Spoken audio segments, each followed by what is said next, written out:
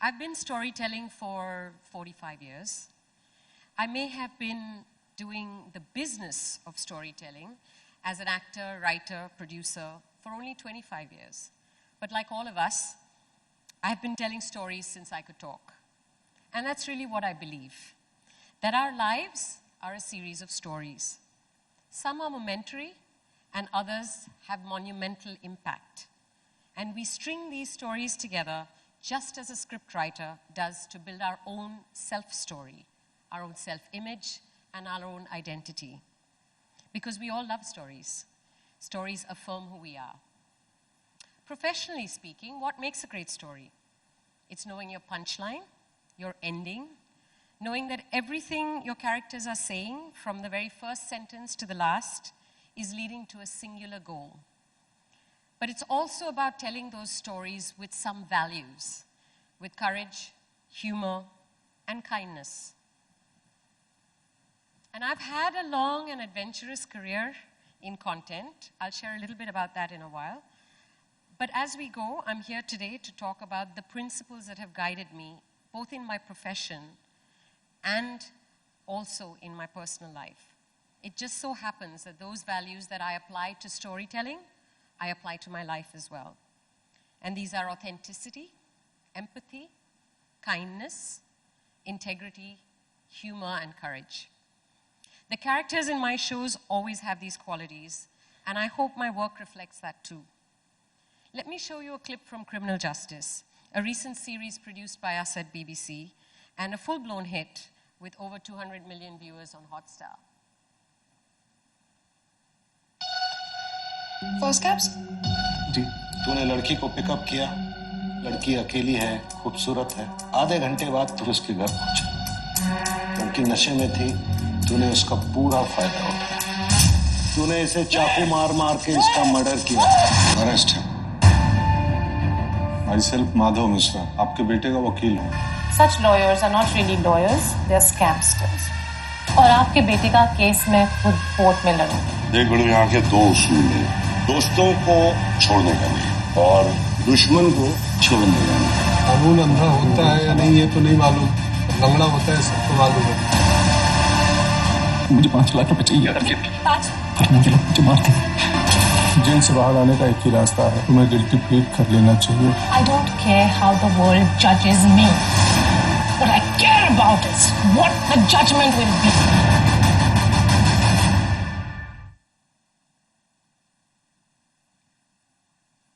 Thank you.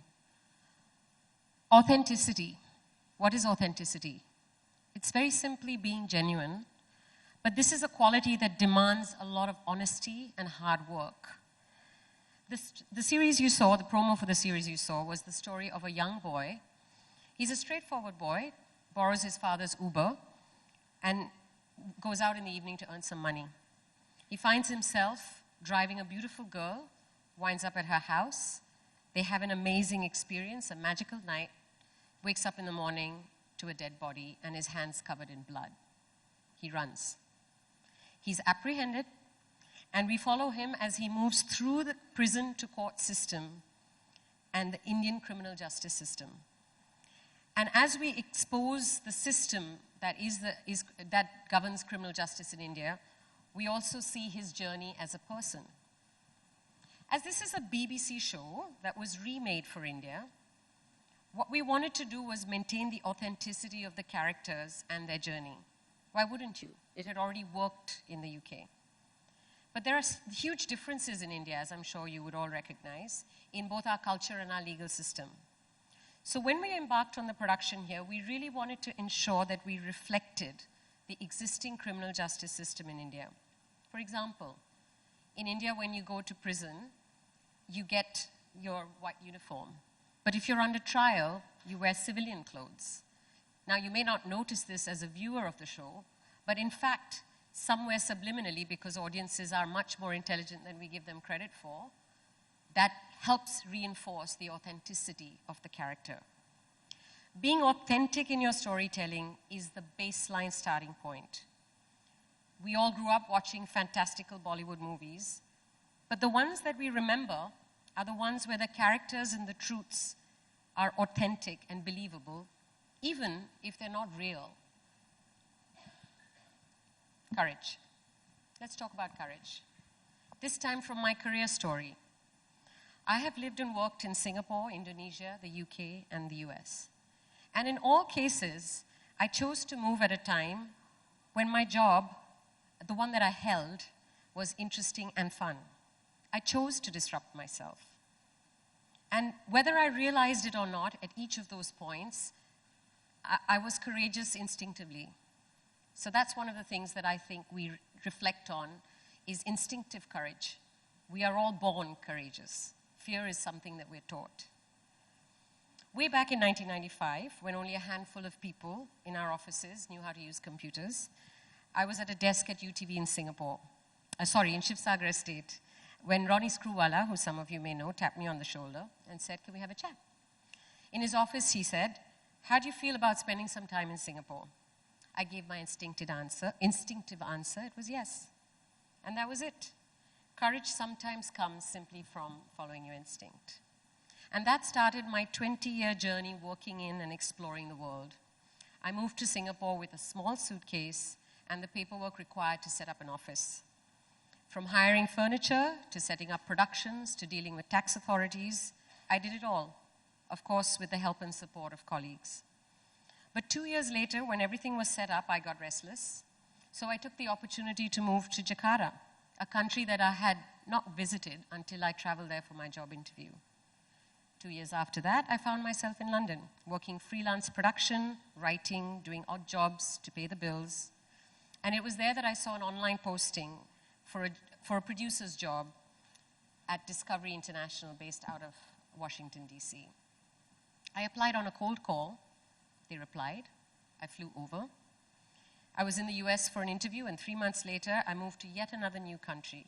I knew nothing about living in the US, but I was excited about the adventure and learning how to drive on the wrong side of the road. 8 years later, I got married, got an MBA, 2 kids, and a good resume. Not bad for 8 years, I guess. But one of the highlights was working with Anthony Bourdain as his executive producer. He's a well-known writer, chef, and TV host. We produced No Reservations and went on to win multiple Emmys. And working with him really underlined for me authenticity and courage, and how these two things can work together when you tell a story. Because when you tell a story with courage, when you put your point of view forward without fear, then you are really as authentic as you can be. But as we were riding high, I chose to move again. But we'll stop there. Because I'm not actually here to talk about myself, but rather to share with you my view on courage.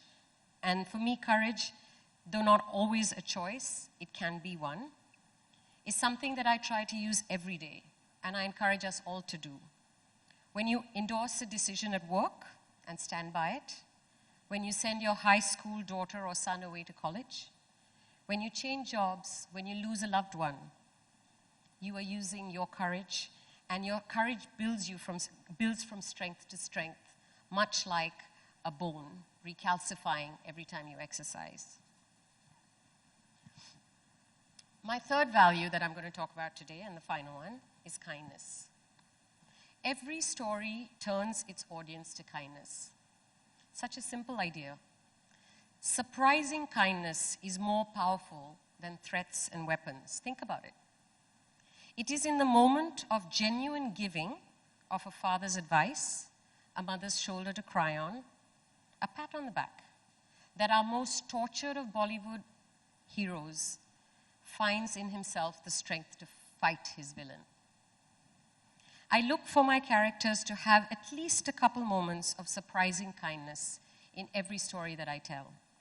In Criminal Justice, that you just saw, the young boy survives prison violence repeatedly because the Don character, played by Jackie Shroff, takes him in, shows him kindness, where he could, in fact, have simply threatened him and asked him to do at his bidding. And I try to do this at work as well, when I interact with people.